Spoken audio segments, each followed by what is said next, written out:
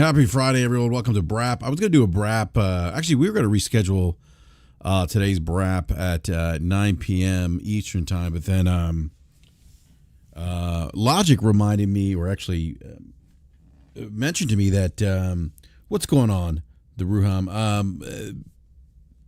Logic had mentioned to me that DPS podcast was going to be today at 9 p.m., so I didn't want to do a show at the same time as Slow-Mo and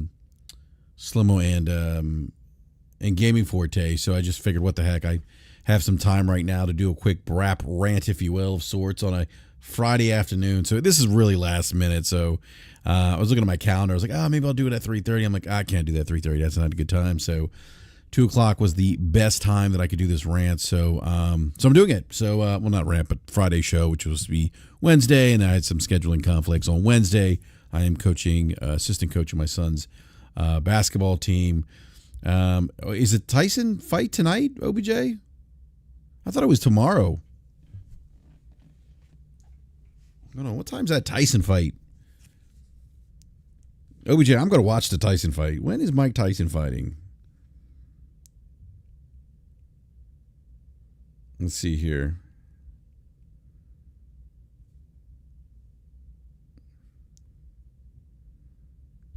Oh, it is tonight. I thought it was to what time? What time does it start? It's on Netflix.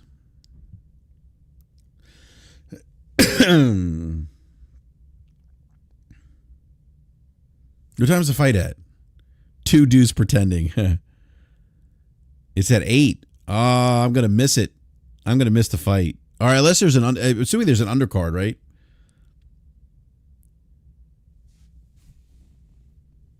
I'm assuming there's an undercard. There's got to be an undercard, right? I'm assuming that's the case.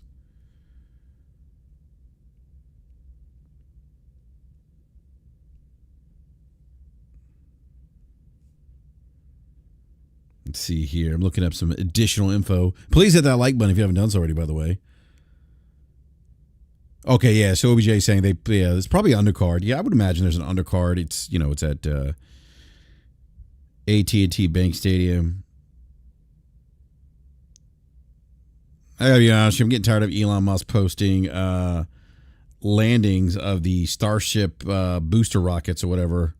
It's like, okay, we know you can land the damn things.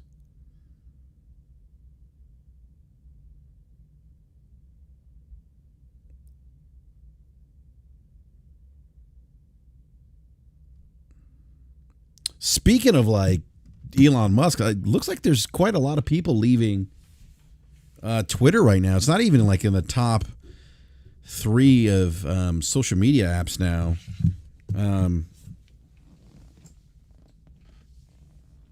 I've actually just recently moved over to Blue Sky, and let me tell you something. The gaming conversation at Blue Sky is so much more civil than Twitter. It really actually like being on Blue Sky, for me at least, really, really amplifies just how bad, how toxic Twitter's become. I mean, I'm still on Twitter because there's people there that I want to talk to and advertise the BRAP show. No, Soldier for Life. What did he say? He probably said some crazy shit like he usually says. Something out of context, something not, yeah. Let me tweet this out again. Let everyone know we're live.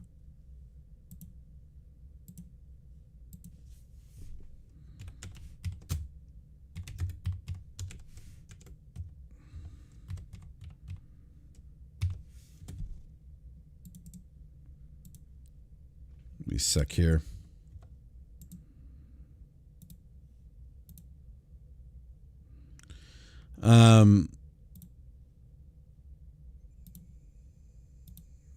Sorry, just retweeting the link.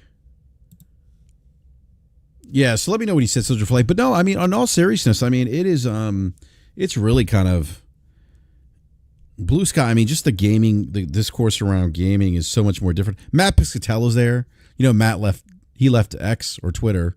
I hate X. I think it's just a stupid name. I mean,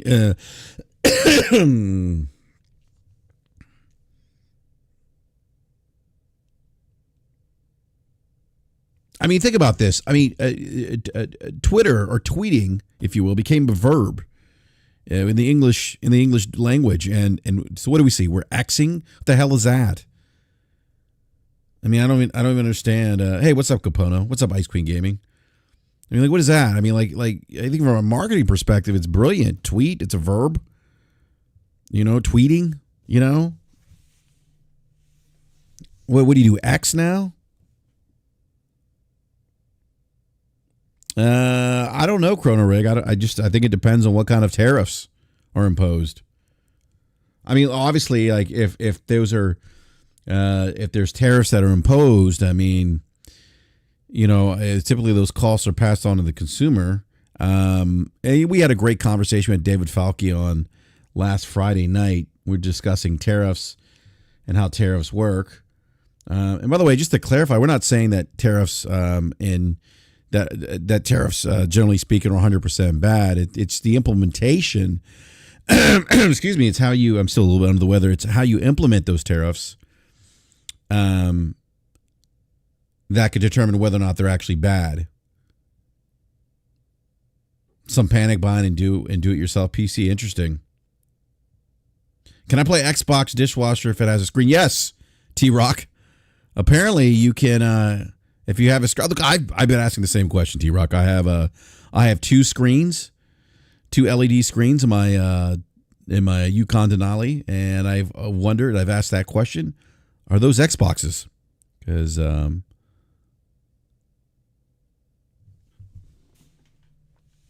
on, wait, Blessy, does your toilet have a screen on it? Is that what you're telling me?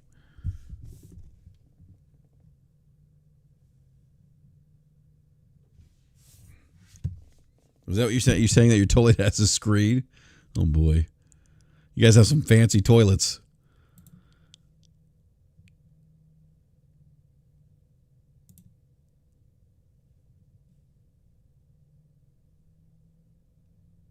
All right. Stalker 2, by the way, if you guys saw Stalker 2 in the news, it's got a pretty big save file, I think. I think it's like 140 gigs of required space that you need. Seems a little aggressive.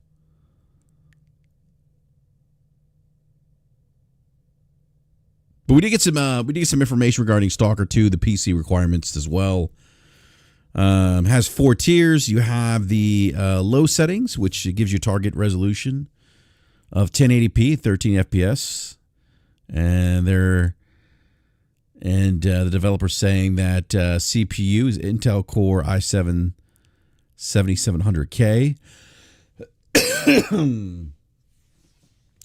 or an AMD Ryzen 5 1600X. GPU NVIDIA GeForce GTX 1060.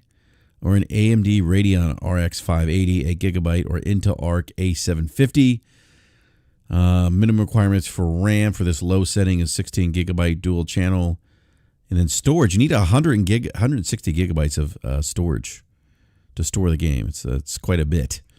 And then you need to have Windows 10 or Windows 11. I'm actually looking forward to Stalker 2.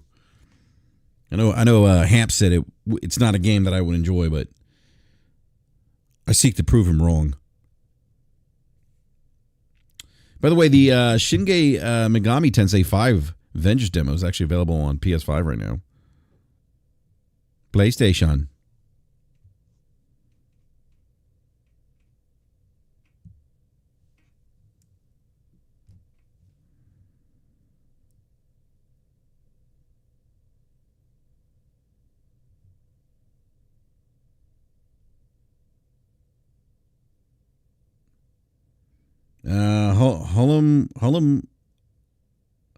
Halamoko 17 says BRAP Stalker 2 will be a buggy mess. Why do you say that? All right, medium settings for Stalker 2 on PC. 1080p, 60 FPS. Everyone remember, because I'm older, so I'm not sure if everyone's my age, but everyone remember the nuclear reactor meltdown in Chernobyl? Anyone remember that? I remember when that happened in I believe it was the late 80s.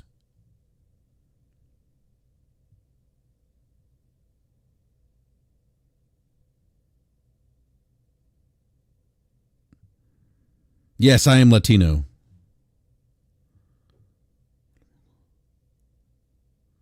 Oh, it's Hola Moco. Okay. 17. Oh, you're just guessing. Okay.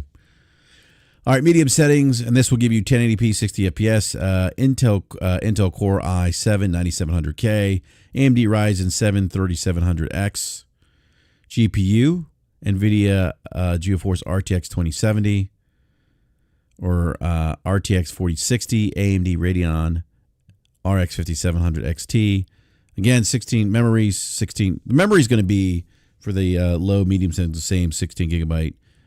Dual channel SSDs, 100, again, same storage requirements and same operating system requirement as well. Now, high settings here. Here we go. High settings, 1440p, 60 FPS, Intel Core. Excuse me, not core coughing, because that's BRAP coughing. My cough is not a requirement. Intel Core i7 1100. I can't even talk. Intel Core i7 11700 or an AMD Ryzen S5800X. In terms of GPU, NVIDIA GeForce RTX 3070 Ti or RTX 4070, AMD Radeon 6800 XT, 32 gigabytes of dual channel RAM, same storage requirements and same operating OSs as well. And then if you want to play on Epic settings, that is 2160. That's at 2160p, 4K, 60 FPS requirements, an Intel i7 13700KF, AMD Ryzen 7 7700X, a NVIDIA GeForce RTX 480, or AMD Radeon RTX 7900 XTX, and then 32 gigabytes of dual channel RAM. Same storage requirements, same operating system. So that is. Those are the system requirements for these different settings. I'll probably be in the high settings area at 1440p. I do not have a 3070 Ti. I have a 3070, so we'll see how that pans out. But I do have an Intel i 127K CPU. It's liquid cooled. I do have 32 gigabytes of RAM, so we'll see if that works. We'll see if that works. What's up, Franco Tech? So we'll see if that works. But do me a favor, everyone, hit that like button.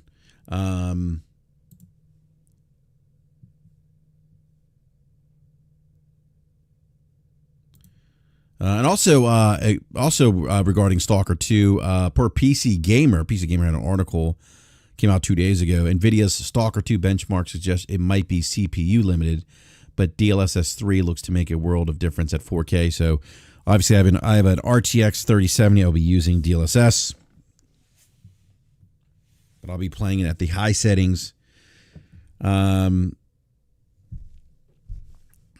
But yeah, in a blog post announcing DLSS 3 support for Stalker 2, NVIDIA did share its own benchmarks for some of the RTX 40 series graphic cards and compares average frame rates for the GPUs at 1080p, 1440p, 4K resolutions with DLSS 3 off and with it on. The main takeaways, according to PC Gamer, we'll take everything with a pinch of salt because these are NVIDIA's own benchmarks. So the first is that the Unreal Engine 5 based game should run pretty well for what seems to be a very good looking game. We're talking roughly 60 FPS or higher on max settings at 1080p and 1440p with an RTX 4070 and above. Although, to be more accurate, the 4070 averages 1.2 frames per second shy of this at 1440p. That is without DLSS 3 enabled, though. So, keep that in mind. Throw DLSS 3 into the mix, and NVIDIA claims Stalker 2 should run around at above 70 FPS with an RTX 4060 Ti at 1440p and above 420 FPS with an RTX 4070 Ti Super. The real gains are made at 4K, though, where we will see well over 2 times the gains. The RTX 48 Super, for instance, apparently jumps from 47.7 FPS to 112.7 FPS on average with DLSS 3 enabled at 4K. So I know Slow-Mo will be playing, if he's playing this game, we'll be playing this at 4K at 112.7 frames per second.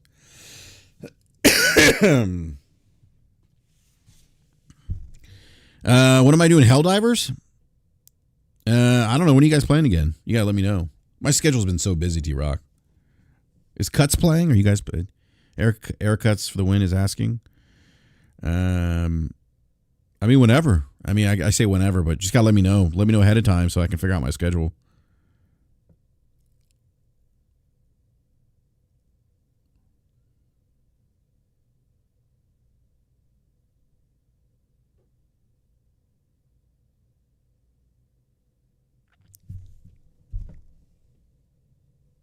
Oh, what's up, Eric Cuts? I see Cuts in the house. What's going on, Cuts? She's like, what's up, by the way? So, Cuts, are you still playing Helldivers 2? T-Rock was asking me when I'm going to come play with you guys again. I'm not going to lie, guys. I'm ready to go to bed. I'm tired. I've had like this lingering cough for a week. You guys may remember last week I talked about this. Oh, you guys play occasionally. Cuts, what are you playing right now, by the way? I feel like I haven't talked to Cuts. Cuts, I feel like I haven't talked to you forever. You're not on Twitter anymore. How's your life, by the way, minus Twitter? Like, do you feel like more relaxed? Are you thinking about Blue Sky Social, maybe, Cuts? What do you think, Cuts? Blue Sky Social? Is that an option for you? I think you should join. Yeah, you're happier. I'm not surprised. I'm happier being on Blue Sky Social. It is so much. You don't get all the misinformation, disinformation. I mean, for crying out loud, the owner of X spreads misinformation, disinformation. And Blue Sky is just, it's like so different.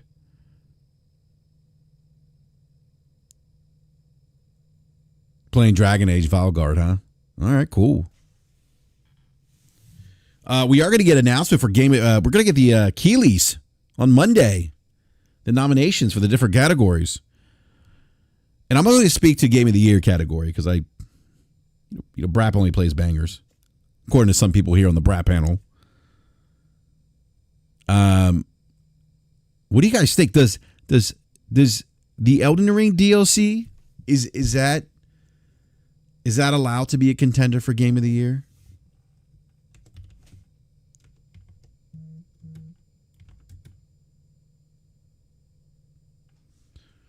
Is Shadow of the Erd Tree allowed to be contender Game of the Year? I think so.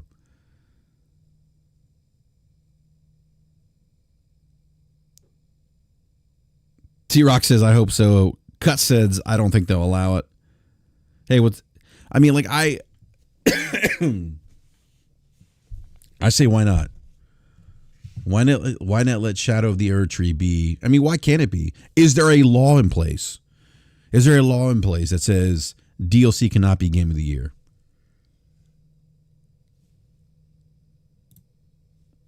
I mean, seriously, is there something that says, Corey? But why can't it be? Why can't DLC be nominated for Game of the Year? It's a game.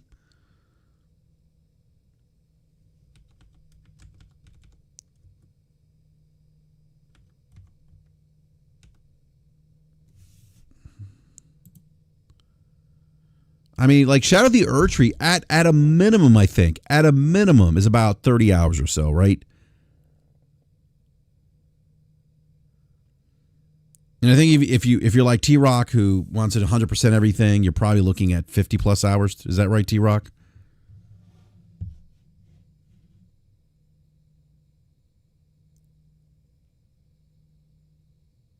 But it is a full game, Corey. I mean, it's a full game.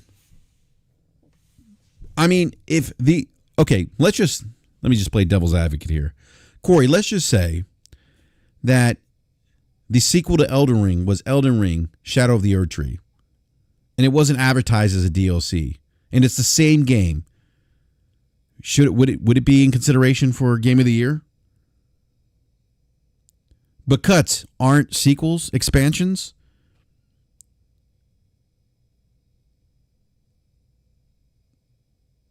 Is Death Stranding 2 an expansion? A continuation of the original?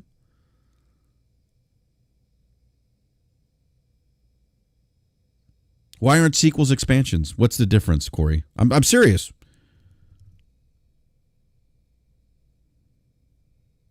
I mean, a sequel is an expansion of an original game.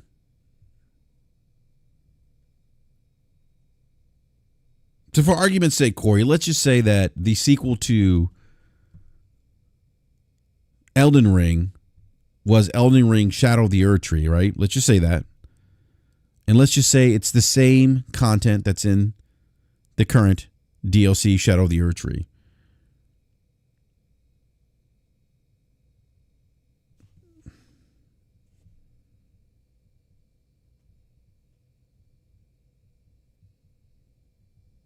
No, I understand that, Stanley Buffington. Like, I get it. You have to have Elden Ring to play the DLC.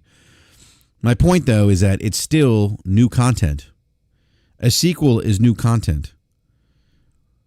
Is there a law? Is there some kind of... Is there something in place that says, no, DLCs cannot be considered?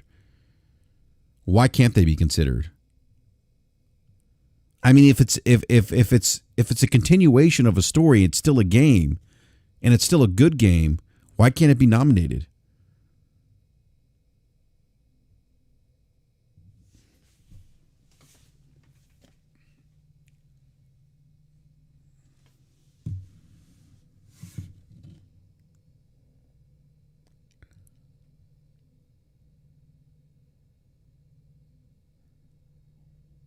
I mean, why can't remakes be considered game of the year? Like, I'm asking questions here. I'm just wondering why is it that we as gamers feel that, like, why are we,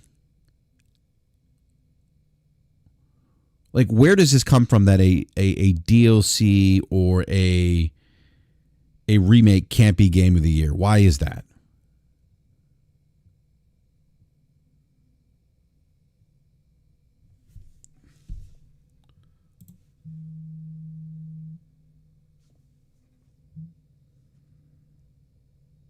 Yeah, I mean, Black McMahon says RE4 remake was nominated last year. It was, absolutely.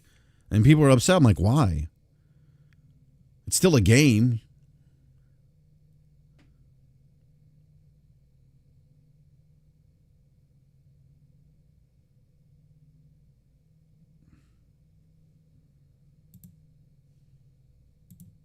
I need to change the title of this podcast real quick.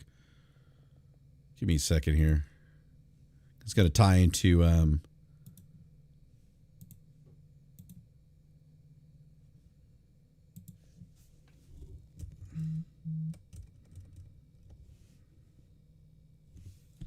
give me a second here.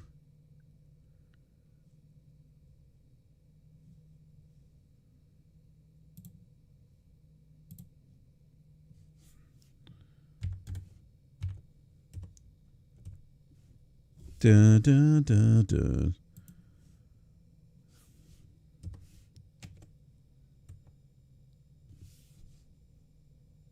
Oh, shoot. I messed this up here. Why isn't it doing this? There we go.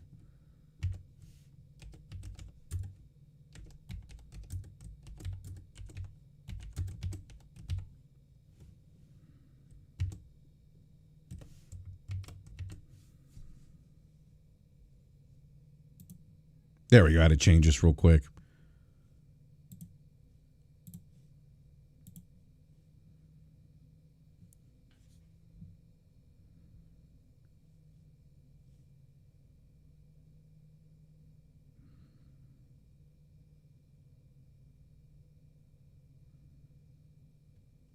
All right, Corey says, BRAP, we're talking about making Erdtree a standalone.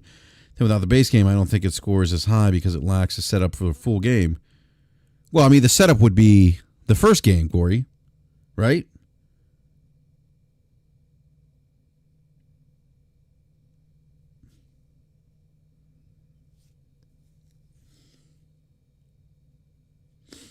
Yeah, Robson, I know you said Death Stranding is a complete new game, but it's not a complete new game. It's a continuation of the story arc of Death Stranding. Erdtree is a continuation of the story arc of Elden Ring.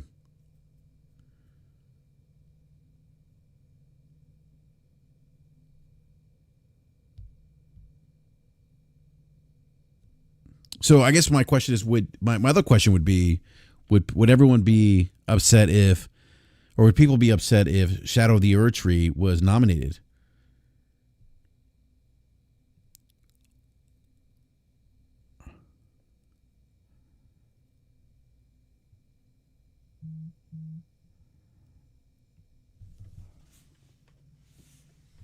So I do think we'll see.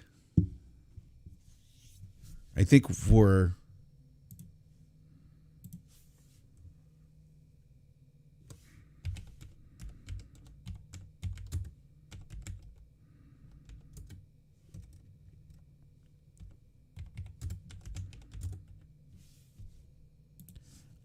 I mean, you look at okay, so I typically go by many times like if you look at like Metacritic, like best games of Metacritic, those games are ones that typically get nominated for Game of the Year. And if you look at the top games of the year, you're looking at Final Fantasy VII Rebirth, which is a 92, Astrobot, which is a 94, Metaphor Refantasio, which is a 94, Animal Well 91, UFO 50 91, Satisfactory 91, Balatro 90, Tekken 8 90, Destiny 2, The Final Shape 89, Like a Dragon, Infinite Wealth and 89.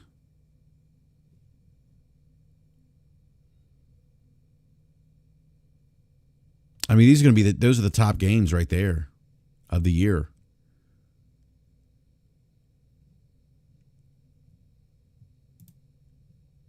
So I would imagine, is it? I mean, I think Final Fantasy is definitely there. I wouldn't be surprised to see Metaphor Refantasio in there, because typically we do see, the higher rated games, like say Metacritic, typically kind of make what I've typically seen in the past. They're mostly nominated, or those games typically fall within Game of the Year. Yeah, Grand Blue was a huge game.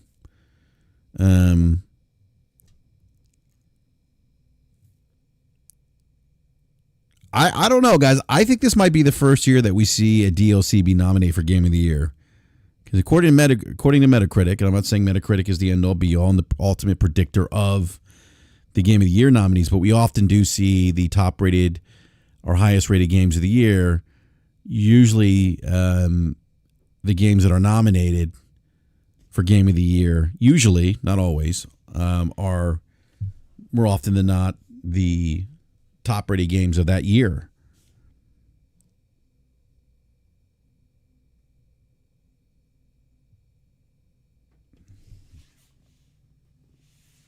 So, I mean, it'd be interesting. I think Balatro will get a nomination.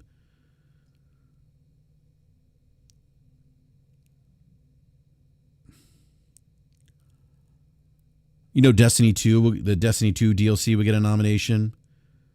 Like, I could see Like a Dragon in Game of the Year. Maybe Paper Mario gets in there. Oh my God. By the way, what a year for JRPGs. I'll just read off some of these JRPGs. Shin Megami Tensei Vengeance. Free demo on PlayStation right now. Persona 3 Reload. Final Fantasy VII Rebirth. Metaphor Refantasio.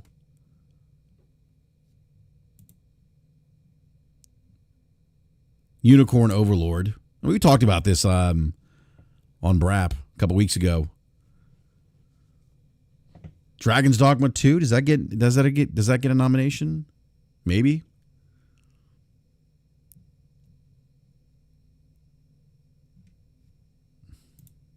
I don't know, guys. I don't know. Let me know what you guys think in the comment section and in the live chat if you think Elden Ring, Shadow of the Erdtree will get nominated for Game of the Year. We'll find out Monday. Dragon's Dogma was last year. No, was it? Was it last year?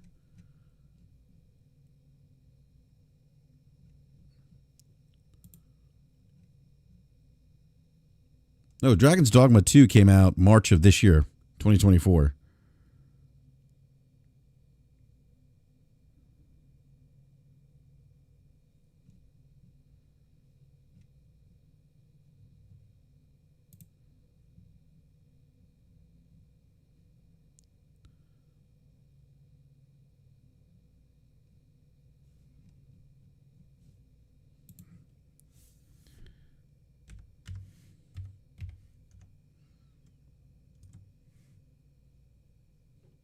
Let's see what other games are here.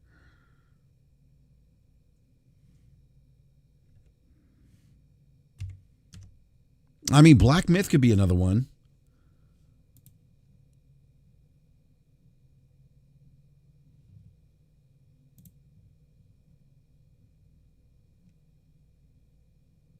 Why am I not seeing Black Myth Wukong 2024?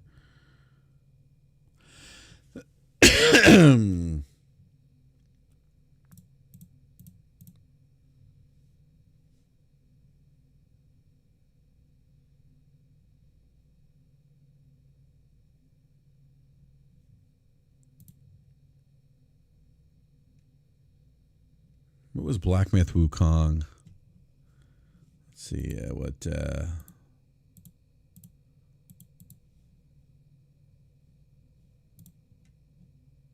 I forget what Black Myth Wukong was.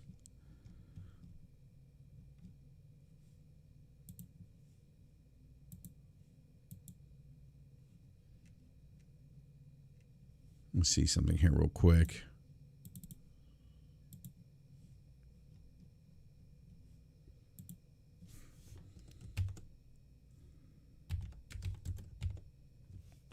Oh, Black Myth Wukong. That was an 81. I don't know if Black Myth Wukong gets Game of the Year nomination. It's an 81 Metacritic.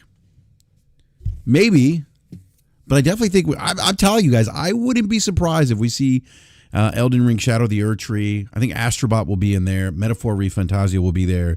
Final Fantasy VII Rebirth will be there.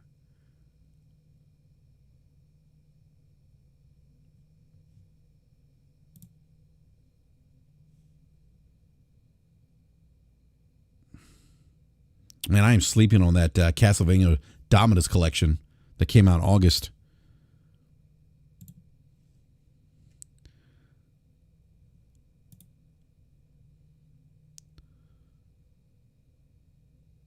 I mean, you see Shin Megami Tensei 5. I mean, is that going to be in? That's an 87.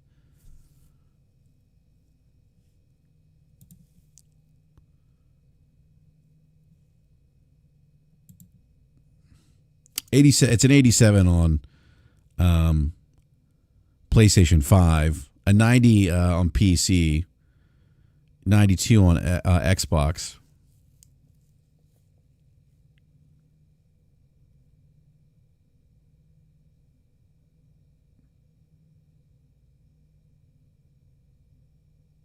Yeah, Balatron's got high meta too, Erica.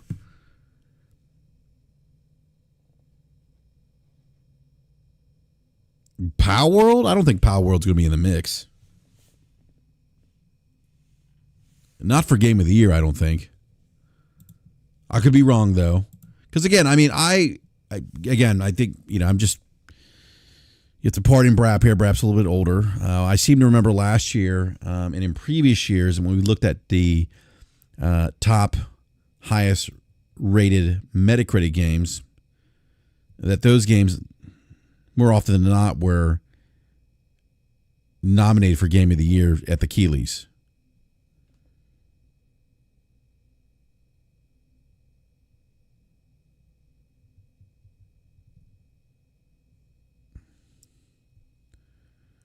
But how great would it be if Metaphor ReFantazio won? It's a great game. It's my Game of the Year.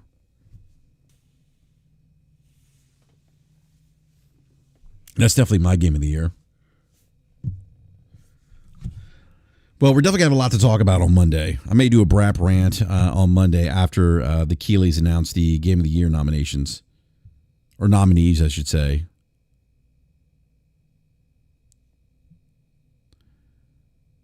Cuts, you should think about joining Blue Sky, by the way.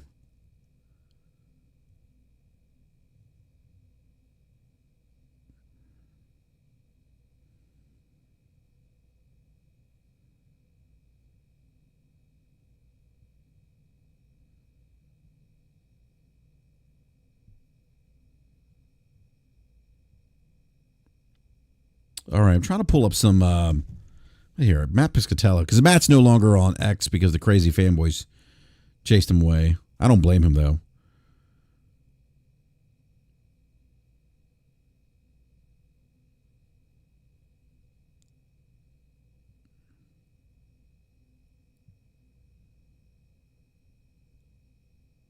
Let's see here. What did he say? From what Matt said about.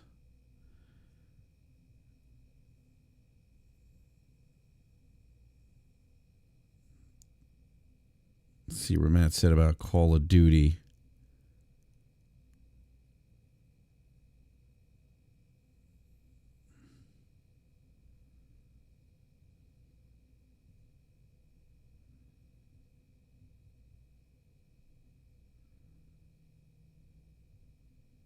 Oh, Ham's calling me right now. Let me answer the phone real quick. What's up, Hamp? I'm live right now. Really? Yeah. Since yeah, since DPS is at 9, I'm like, oh, so I was like, let me just go live now. Oh, okay. All right. Yeah. All right, man. I'll let you get back to it. I'll catch up with you later. Yeah. By the way, I'm arguing that Elden Ring: Shadow of the Erdtree should be It will be nominated for Game of the Year. I know you're laughing, Hamp, but I'm Go ahead. You might have a chance because JRPGs tend to not. They tend to get nominated, but not a lot of them win, other than Final Fantasy. Yeah. What? Final Fantasy, it's a hard road to hoe as a JRPG. Yeah. No, I don't disagree. So, but all right, I'll talk. I'll call you back. All right. All right.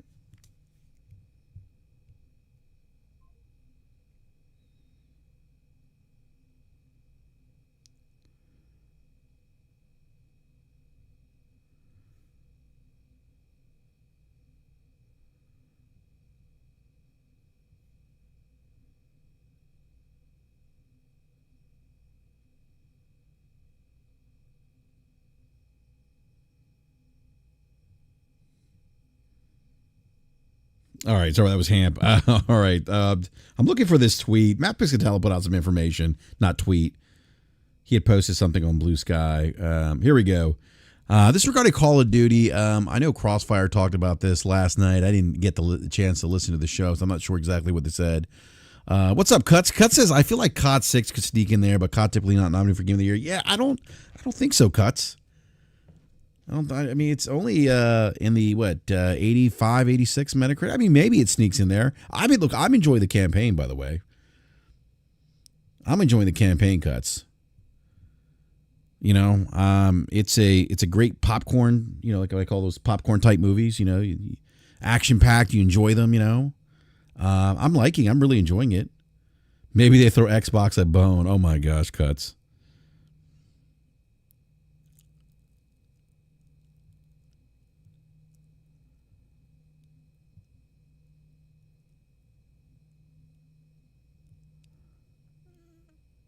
Yeah, it probably has a better shot than Hellblade 2. COD does. I don't know, Black McMahon. I like this Black Ops 6 campaign. All right, so according to Matt, Matt's saying that Call of Duty engagement following, this is Matt Pixel of Circana, Call of Duty engagement following the release of Black Ops 6 can only be defined by the term bonkers. We've yet to see anything like that in our engagement tracking data.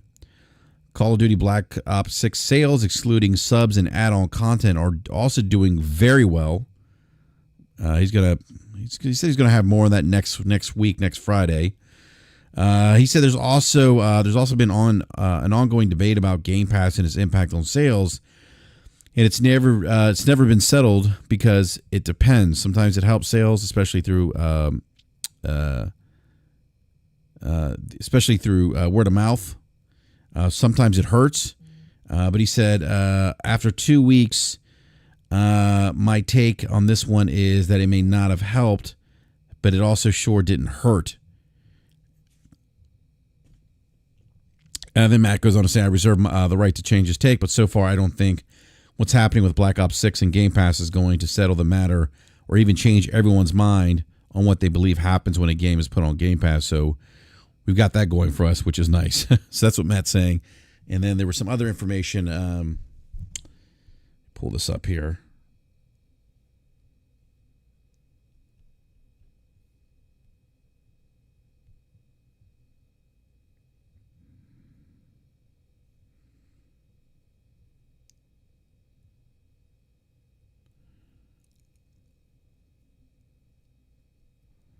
I just had this article now. I can't find it.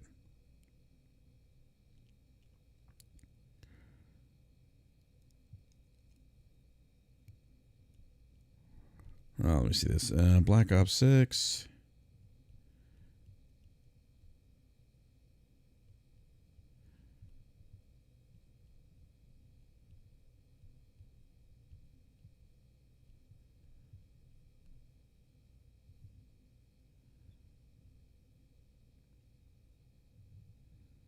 Sorry about that. I got to pull this up here. All right. I had to find this article. I had it, and I don't know what happened to it. All right. According to Christopher Dring, this article was 2 days ago, 3 days ago, GameIndustry.biz. These are the UK numbers, by the way. 2.1 million video games were sold in the UK during October. It's a 3.2% increase over the year before. This is according to GSD, which tracks digital and physical sales in the United Kingdom. Chris said, unsurprisingly, the month was led by Call of Duty Black Ops 6. This is the first game in the series that was available in the Game Pass subscription service, available on Xbox and PC from launch, which inevitably had a negative impact on its premium sales. So they're saying that Game Pass did have a negative impact on premium sales of Black Ops 6. Call of Duty Black Ops 6. Indeed, compared with 2023's Call of Duty Modern Warfare 3, launch sales are 11% lower. So they are saying based on, GameIndustry.biz reporting is that the game releasing on Game Pass day and date on Xbox and PC,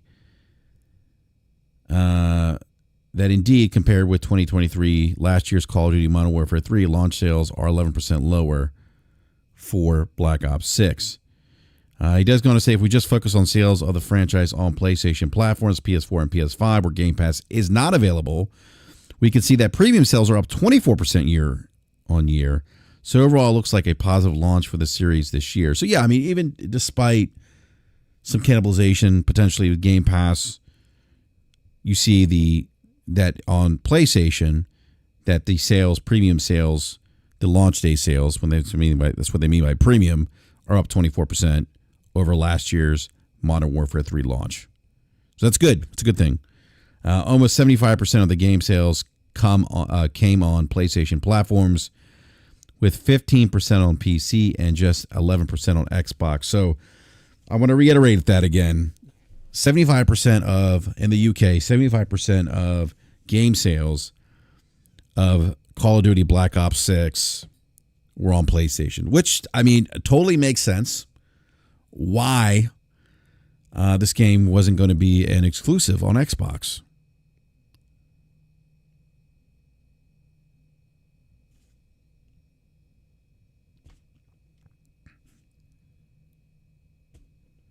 And I said that because, I thought when they bought Activision Blizzard King that maybe they would try to sell Call of Duty as an exclusive, but then, obviously, Call of Duty also has an online component, community. But I thought, okay, maybe the differentiator here is they keep the campaign exclusive. Obviously, that wouldn't have made sense because 75% of your consumer base is on another platform. How many of those people are actually going to go out and spend $500 on another platform just to play the campaign, or, and so forth. So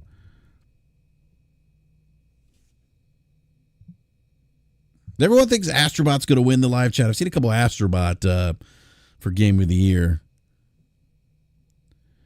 So that's a pretty decent gap there. 75% of the game sales of Call of Duty Black Ops 6 were on PlayStation, 15% on PC, and just 11% on Xbox.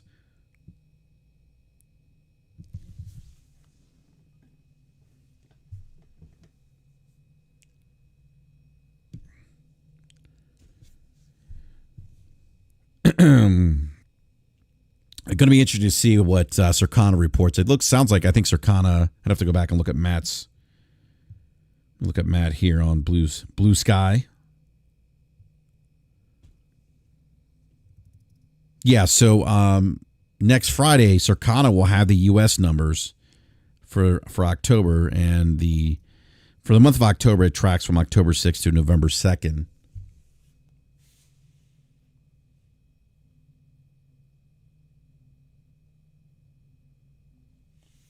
So it's going to be interesting to see if we see similar numbers here in the U.S. and if we see similar breakdown where, you get like 75% of premium sales being on PlayStation and Xbox being in that 11% range.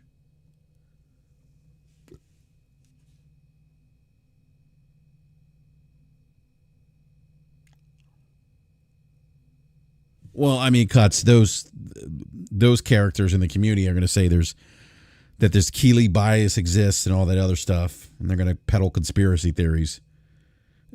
Oh my God, cuts! Oh my! Oh my God, you got me coughing out, cuts. Oh my God, cuts! You need to stop. That she said that piece of hair is gonna melt off. Look, let me tell you something. Let me talk to you. Look, I'm older. My hair is not as thick as it used to be, but geez, if I was at that point, cuts in my life, I'm just gonna look. It's just time to call it quits. You know what I mean? It's time to call it quits. You got that one piece. Oh my God. Oh my God. Cuts, you were funny. I tell you, Cut, that is that one. Oh my God. All right, let me stop. That oh my God, T-Rock.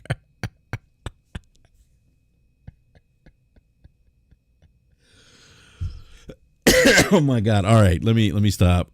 That is, you guys are wrong. Oh man, leave that man alone. Now leave that man alone. I mean, look, I think it's just time to give up. That is all I'm gonna say. Hey, if he likes it, more power to him. But if that was me, I'd be like, look, it's time to go all in. It's time to go in like the boss baby hair. He's like Benjamin Button now. All right, let me stop. I forgot where I was at. We're talking about Call of Duty. T-Rock's crazy. Oh boy, Cuts. All right, Cuts. Are you ever gonna come out to the East Coast? Probably not.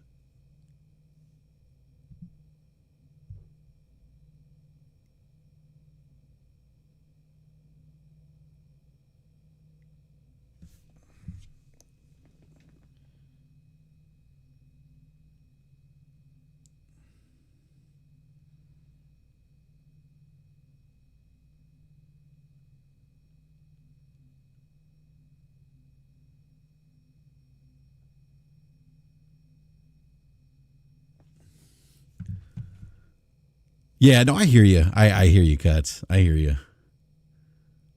Maybe in the future. Got to come out for BRAP's 50th party. There you go, Cuts. BRAP's 50th party. That's what you got to come out for.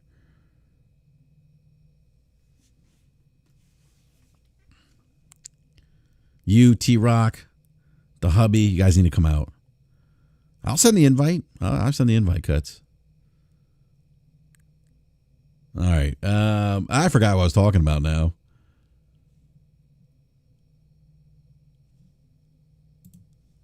Oh my God, that had me laughing. That had me laughing.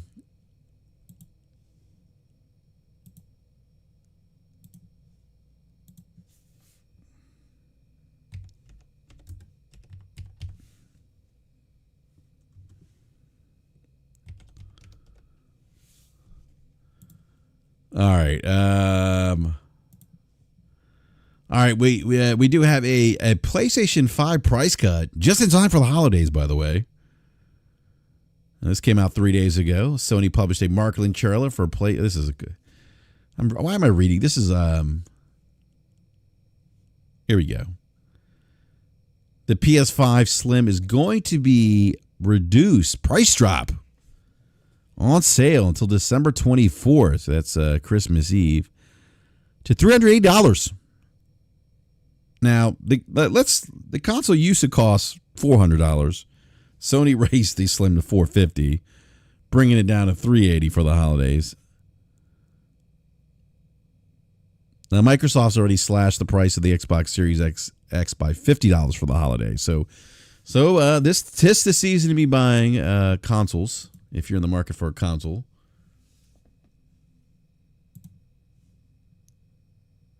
Nah, Blake. It is. I was calling you Black McVenom, and it's Blake. I'm sorry. I just realized that. No, it's not permanent. It is for just the holidays.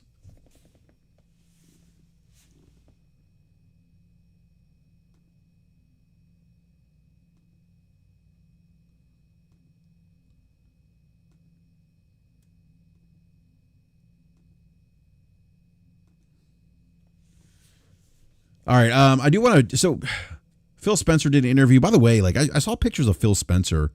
He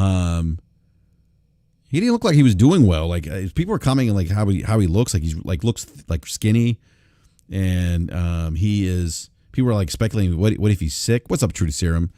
I'm thinking like, okay, maybe he's like on like what is it called? Ozempic? Maybe he's like on Ozempic or something, or Zepbound or something. I'm talking about those weight loss drugs that are designed for people who are diabetes.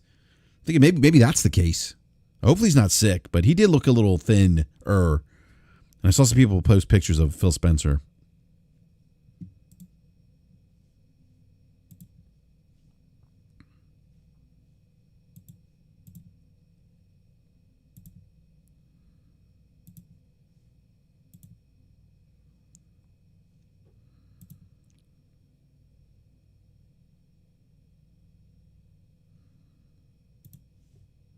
Nintendo is suing a streamer for $7 million.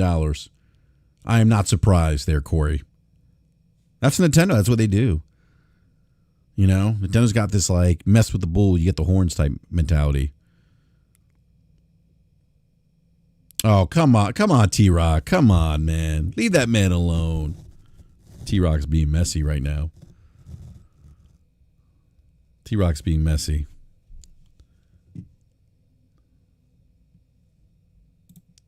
But anyhow, Phil Spencer did do an interview with Bloomberg. A couple of things that really stood out to me in the interview. The big thing is that there's no red line for exclusives going to other platforms. And I saw some people kind of acting surprised a bit. Actually, there's three things in this interview that stood out. That was one of them. Saying there's no red line. Like, yeah, like no shit. Like, no one should be surprised by that.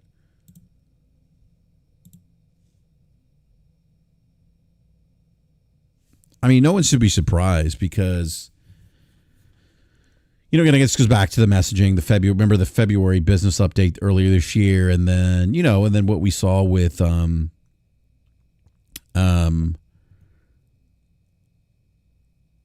what we saw with, the announcement of, Indiana Jones, and then, it just, look,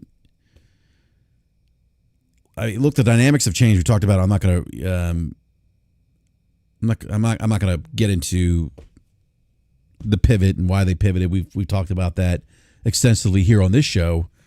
But the math has changed. The business plan has changed, and Phil is doubling down.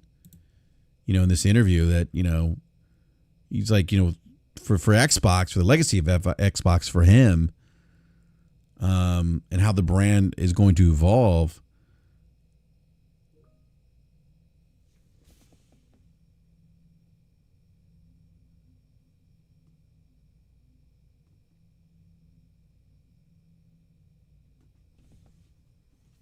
Sorry, give me a second here.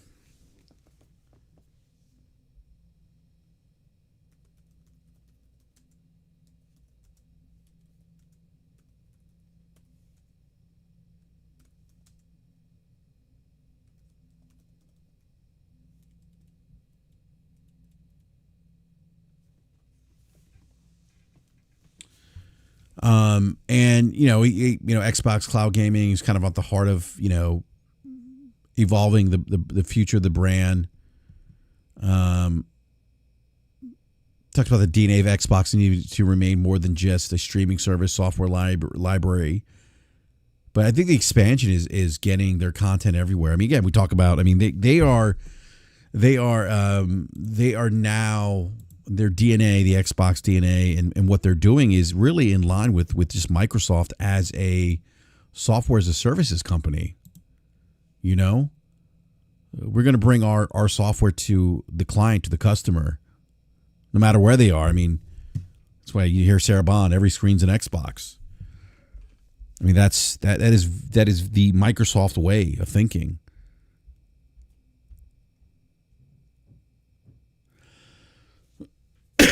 Yeah, you know, Captain Platt, I don't know. I don't necessarily agree that Xbox is in trouble. I think the plan, the business plan, is changing, and so it's more of them operating as a third party publisher and utilizing, you know, cloud streaming as a way to get more eyes on their software outside of the traditional, you know, going out and buy a console means.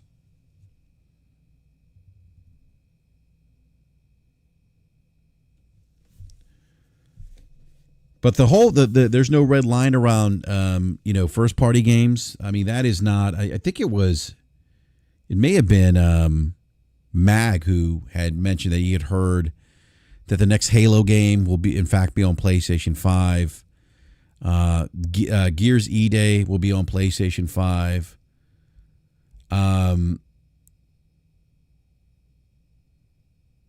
Oh man, when Baldur's Gate DLC drops, woof. But one of the best games I've ever played. So yeah, I mean, when, you know, Mag's hearing those things from his sources. Again, that he's hearing, it hasn't been confirmed. Erica says there's a theory on Halo taking on Unreal Engine. That's a sign it's going to PlayStation. Probably. I mean, that line of reasoning does make sense. Does make sense. But Xbox is I mean, they are focusing on being a third party publisher. I mean, I think they already are a third party publisher with, you know, and they're still continuing to sell hardware. Phil mentioned that, you know, there's a subset of people that will still buy their consoles, but they just don't see that as a area of growth for them.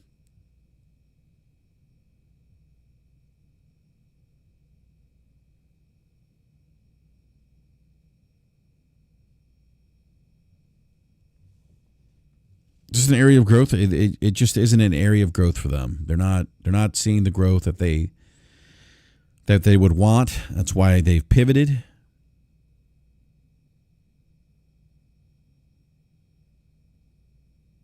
So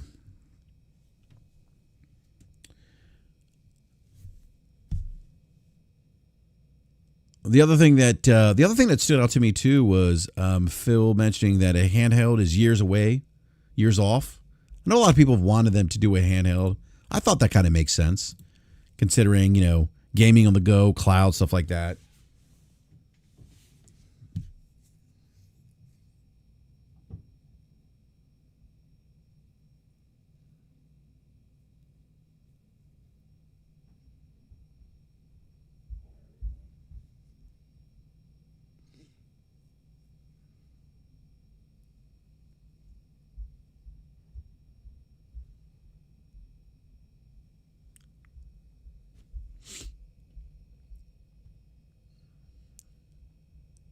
Oh, thank you, Mary. BRAP is one of the good ones. I appreciate that.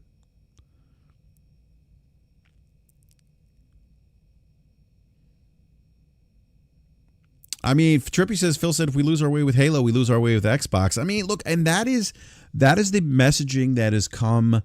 That's really the messaging that's come to bite him in the butt a lot. You know, they say these things and then they do the opposite. And you go back to the February business meeting, then Phil saying that about Halo. I mean, like, it's like, okay. But I think for them, you know, being Xbox isn't just confined to the box anymore. The console, it is moved beyond that now, where it's the games, the services.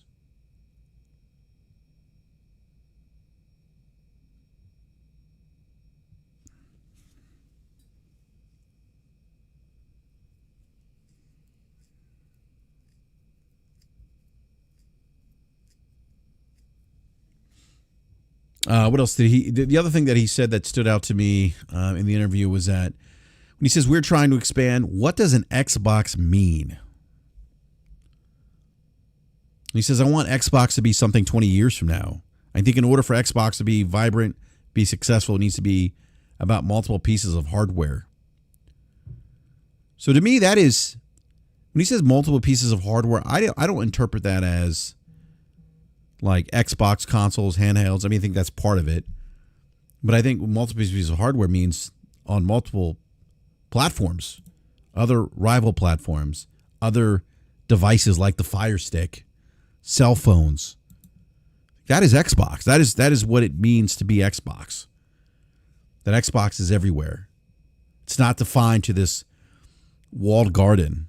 And we said this on this show. PlayStation operates very much like Apple does. This garden of hardware devices and things that they sell to their customers. You know, earbuds, things like that. That's what Sony's doing, and it works for them. They make a lot of money. That particular model, Microsoft wasn't necessarily successful with the Xbox. This is why you see this pivot. And I do think they'll be more successful in selling software on multiple platforms. And I think that's why he's saying, look, there's no red line. And I think we should all, and everyone listening, and hopefully some of the Xbox pundits who weren't, saying this a year ago or were denying this a year ago. I don't know how much more clear he can be. There's no red line. And that's their business model. They want to remove that barrier. People aren't going out and buy Xboxes in droves. I just mentioned the Call of Duty numbers in the UK. Premium sales, which launch day sales of Black Ops 6 on the Xbox. The Xbox only accounted for 11% of Black Ops 6 sales on launch day. PC was 15%. PlayStation was 75%.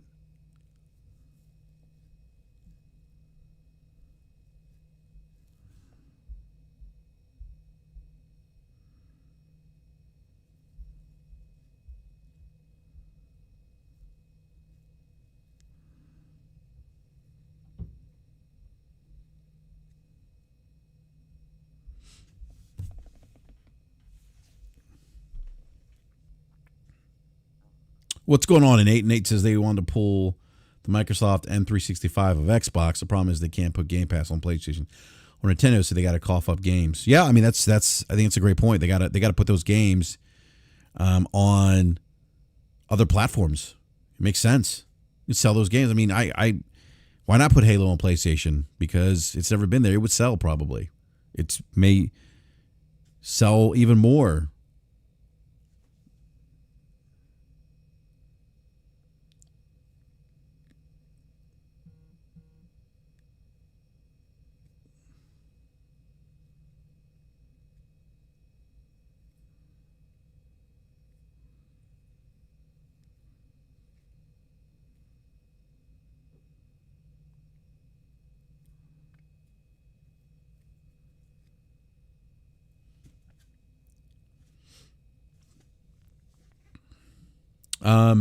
Sorry, just reading some of the comments here in the chat.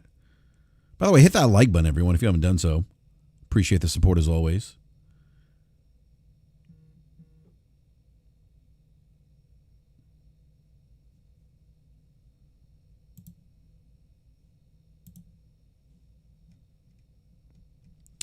All right, I did see an interesting question. Everborn Saga. That's a very interesting question on X today. He should be on Blue Sky Social as well. He says, if it's too premature for me to say all PlayStation games are day and date on PC, because even though some are, that's not the case for all their games. And the truth is PlayStation has blurred the lines on which games will go to PC and when. Why then isn't it also premature to claim all Xbox games will definitely go to PlayStation? Will they go? Probably, but just like PlayStation is a full day and date with all their games on PC, that hasn't happened yet.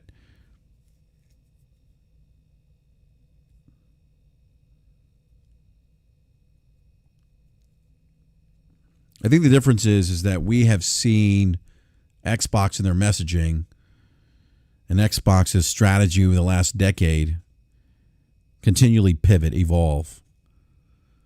Where Sony has been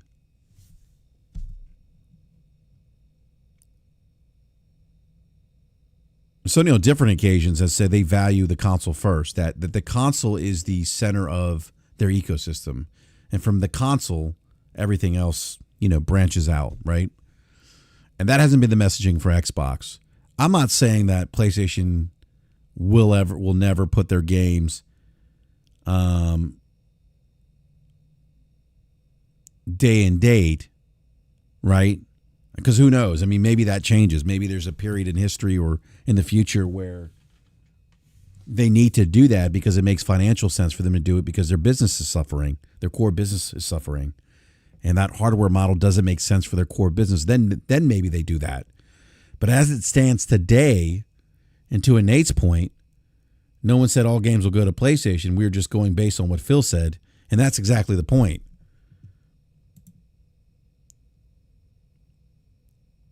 I mean, I would say those are the key differences here, where, to Everborn's question, that Phil is saying there's no red line.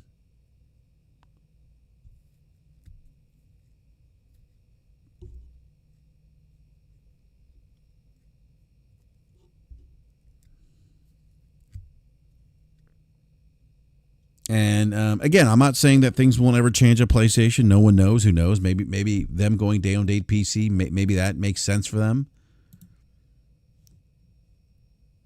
But they haven't done so yet.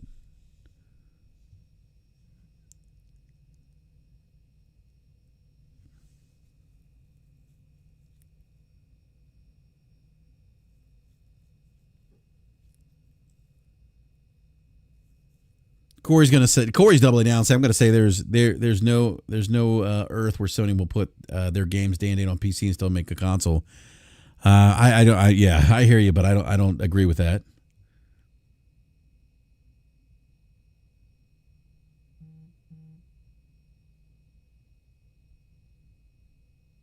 So, I mean, I think it's an interesting question, but I think the answers are there. I mean, I think it's pretty clear that there's a difference. It isn't premature to ask that of Xbox because of what Phil has said to us and the behavior of the Xbox business to date.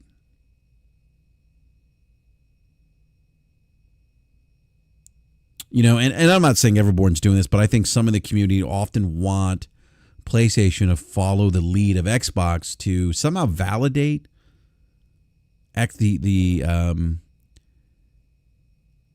the pivot or the strategy that Xbox is implementing today to say, oh, see, Xbox has it right. And that's like console war mentality. We've had, we talked about on this show, we've talked about the pie, how big the pie is in gaming, and that these two companies can carve out their own path to success because the pie's so big.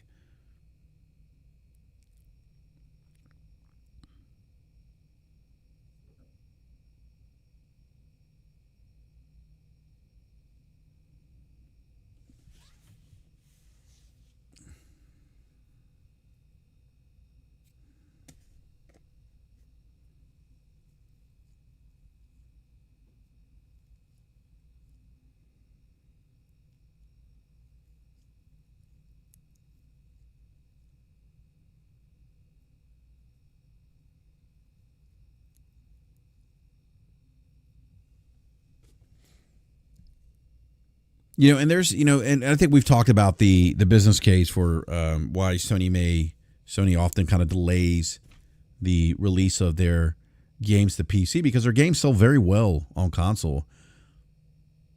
We talked about depreciation, how that impacts that. You have to bring Falky back on. You talked about that. Falky's talked about that, how that works, how you make your money up over time. And then when you do that PC port, it's a very light lift. It's a little bit more cost effective to do it that way. Falky's talked about it. If you've made considerable amount of money selling that game, first party game on your console, and then you wait to delay the release, so it's a lighter lift in terms of money. because you've made so much up front and back. And Falky's included depreciation in that. I wish Falky was here so he could run through that scenario again, because he's the finance guy.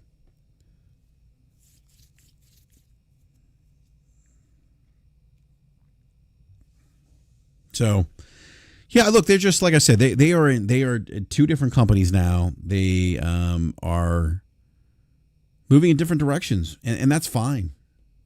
I don't think we should be arguing which one makes more sense.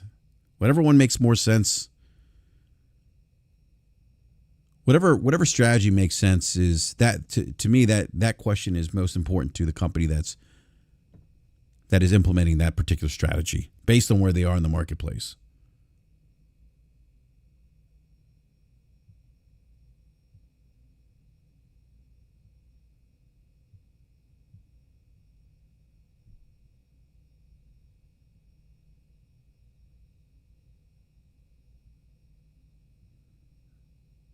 And I have to see people say, oh, well, like Final Fantasy 16 is another example. People say, oh, if they released their games day on date on PC, if Square would have done that, maybe they would have sold more. Maybe. But as it stands now, the numbers on Steam aren't doing well for Final Fantasy 16. So maybe not.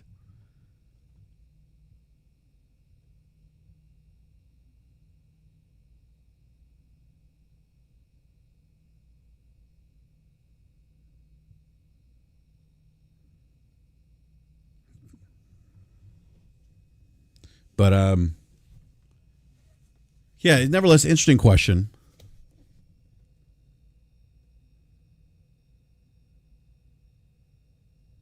Yeah, I think Corey. I think Xbox benefits tremendously from being under Microsoft.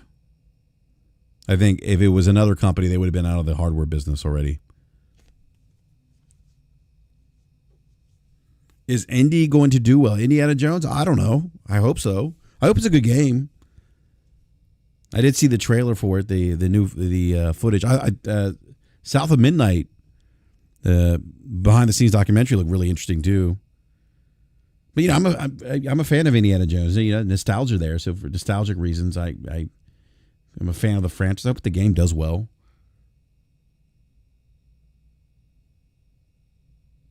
Well, Trippy, I don't think that's a sore point. You would hope that they learned a lesson from Concord. I think Totoki had mentioned that too. That I think they have. He talked. Hiroki Totoki talked about that. Like we need to.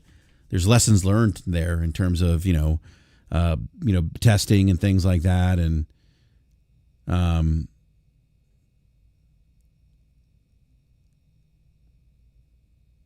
you don't get to be a leader in a particular market without having some kind of high functioning culture, right? It would surprise me, it would shock me if they didn't take the lessons learned from Concord and implement that in their business strategy moving forward.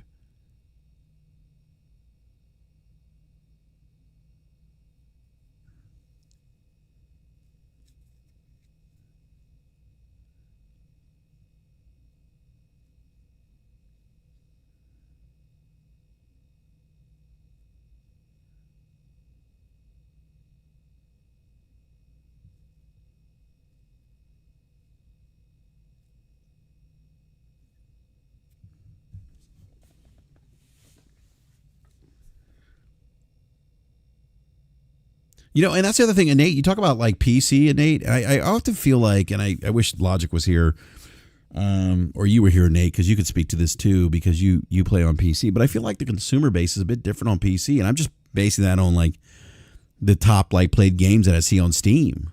It's a bit different than console.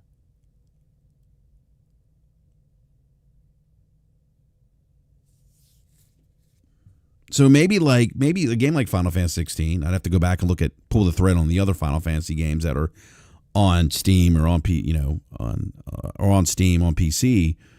But I don't think it's I think that those games may not resonate with PC players, and that's what Nate's saying. Consumer base on PC is very, very different.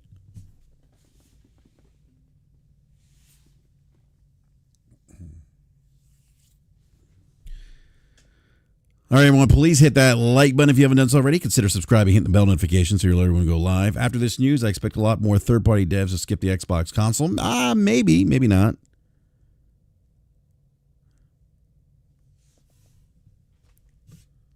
I mean, there's something to be said. Lower install base, you have to compete against. We talked about on this show again with Game Pass. I mean, it's something you have to, as a developer, you have to contend with. Think about that you are competing against Game Pass. Competing with a consumer base that may not want to buy games because of Game Pass and a lower install base. That's certainly going to have impact on timing of releases of third-party games and whether or not a game's even released on the Xbox. That's true, That's true, Brian. Not everyone's rocking a 4080 series card.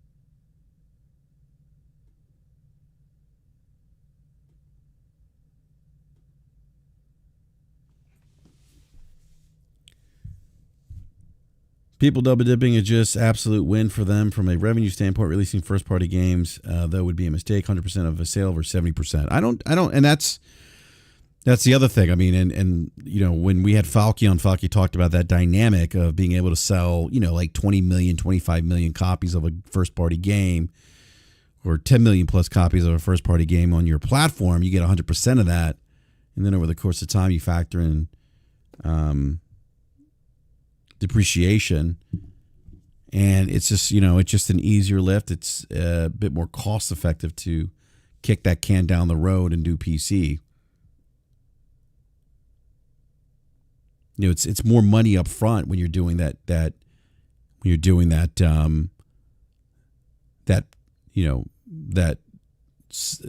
developing for those two platforms. You're going to require more resources, more manpower, time, money. So it's a heavier lift.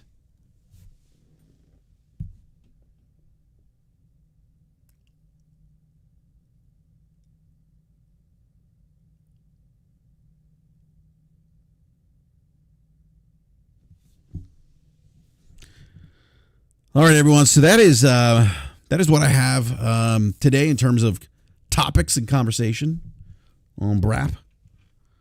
I'm still a little bit under the weather. I've been like this for like a week. I think it's walking pneumonia.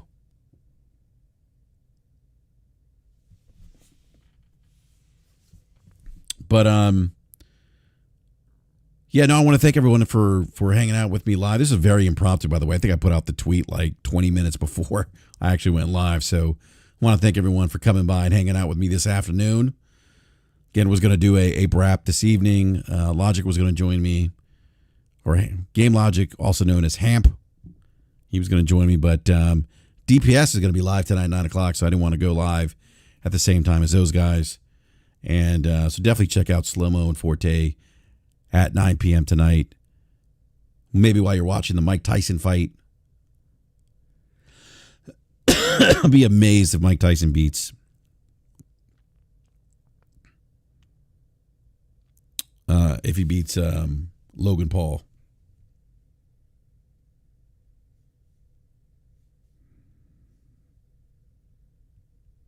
I'm sorry, not Logan Paul. Jake Paul. Logan Paul's his brother who wrestles. Jake Paul.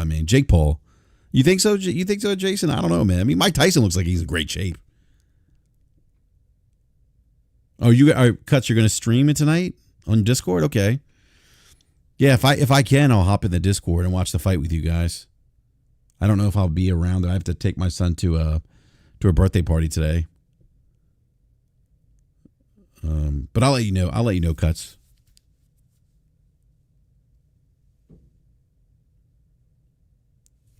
I'll let you know. And let me know, everyone in the live chat, if Mike Tyson wins. Let me do a quick survey here.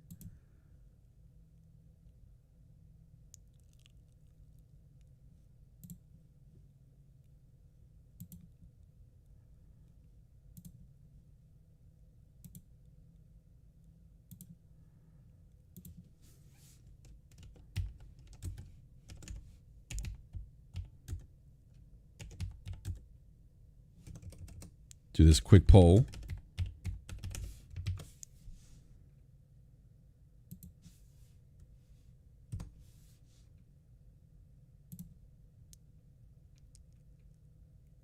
All right, does Tyson win tonight?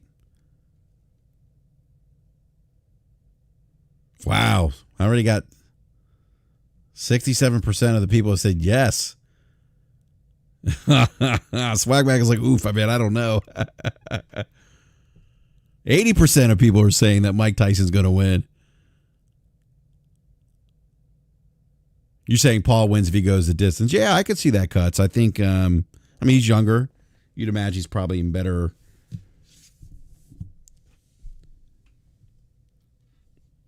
He's probably in better shape. 86% of people are saying Mike Tyson's going to win tonight. Yeah, Tyson is what? Tyson might be 58, Cuts. How old is Mike Tyson? Let's see this.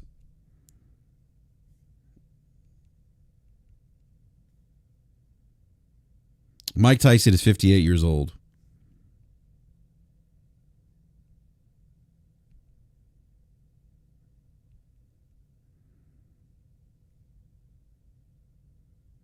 Jake Paul is 31 years younger than Mike Tyson.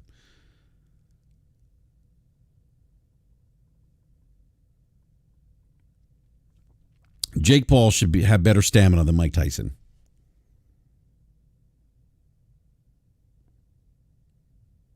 Yeah, I'd be scared of Tyson too. I mean, Tyson in the ring, he looked fast. And he's in great shape.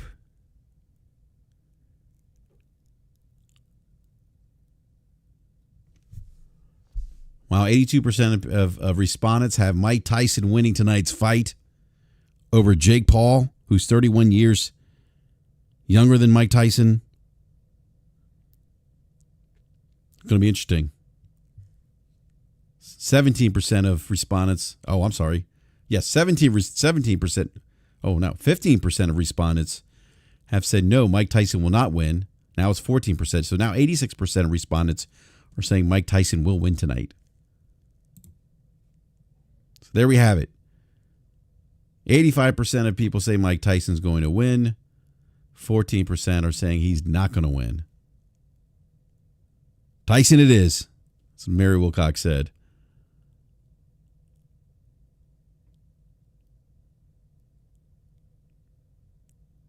Yeah, Corey, that's funny you said it because I'm like, Tyson's taking this pretty seriously.